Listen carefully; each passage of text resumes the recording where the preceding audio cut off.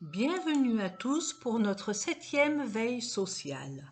Le thème du jour concerne l'attestation employeur, les changements à venir au 1er juin 2021 et 1er janvier 2022.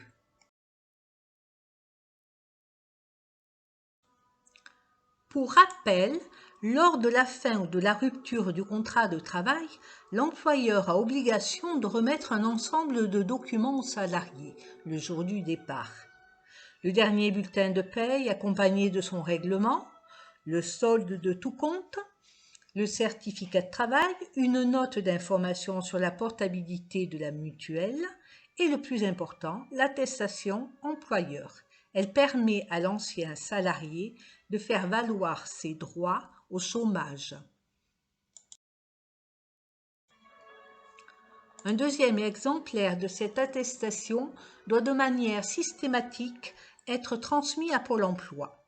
N'oublions pas que l'article 1234A à 12 du Code du travail rappelle que si l'entreprise ne respecte pas ses obligations en matière d'attestation employeur, elle est exposée à une amende prévue par le Code du travail pouvant aller jusqu'à 1 500 €. Précisons que seules les petites entreprises ont encore la possibilité de transmettre leur attestation en version papier. Et oui, un décret en vigueur depuis 2012 a rendu obligatoire la transmission par voie électronique pour les employeurs de 11 salariés et plus. Pour les entreprises et les cabinets comptables qui sont dans le périmètre de la DSN, déclaration sociale nominative, la communication dématérialisée doit se faire impérativement par le logiciel de paye.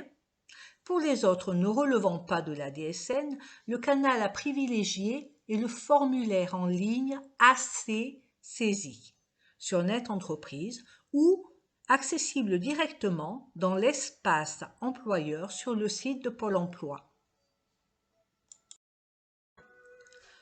Le grand changement à compter du 1er juin 2021 sera pour le Pôle emploi d'accepter uniquement les attestations employeurs établies selon un modèle valide et que celles issues d'un ancien formulaire seront rejetées d'office.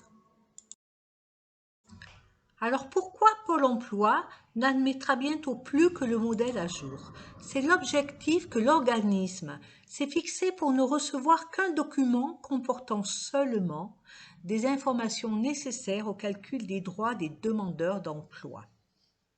À défaut de disposer d'attestations valables, Pôle emploi devra demander des pièces complémentaires aux anciens salariés et si certaines informations manquent, ces derniers risquent de ne pas être indemnisés et de solliciter leurs anciens employeurs jusqu'à l'obtention du fameux sésame.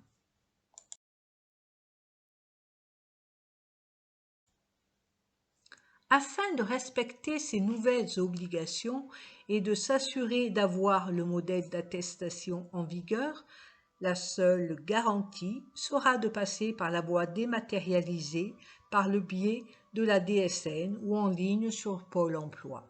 Et cela s'appliquera à toutes les entreprises, quels que soient leurs effectifs.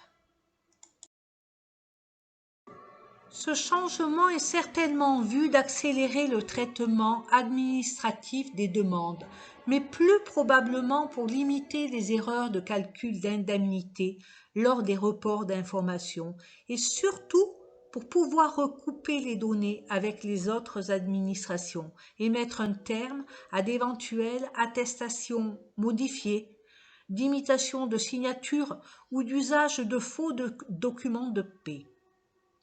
L'informatisation totale des demandes d'indemnité chômage pourra enrayer les fraudes auprès de Pôle emploi. Tel en est certainement le but, car sur la totalité des montants des allocations chômage en 2017, 0,52% ont été fraudés, soit 178 millions de préjudice au total ont été détectés par les services Pôle emploi sur 34 milliards versés.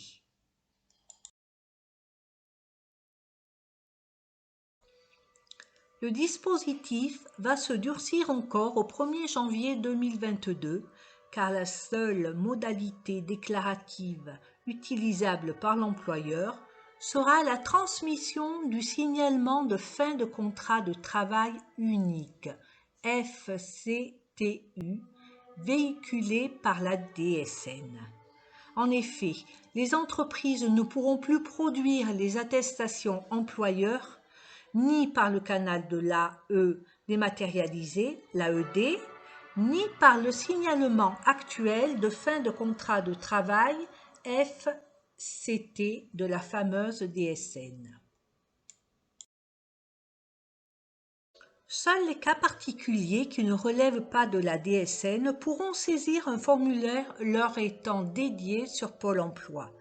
Ces structures emploient les populations suivantes: agents publics titulaires ou pas, expatriés, dockers, personnes naviguant dans la marine marchande, marins-pêcheurs.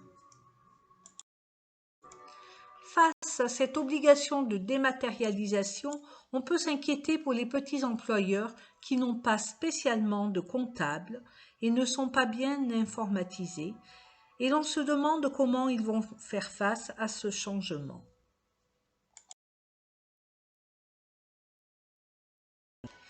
Alors, soyez vigilants dans 2 mois lors du traitement des fins de contrat et à très bientôt. Merci pour votre écoute.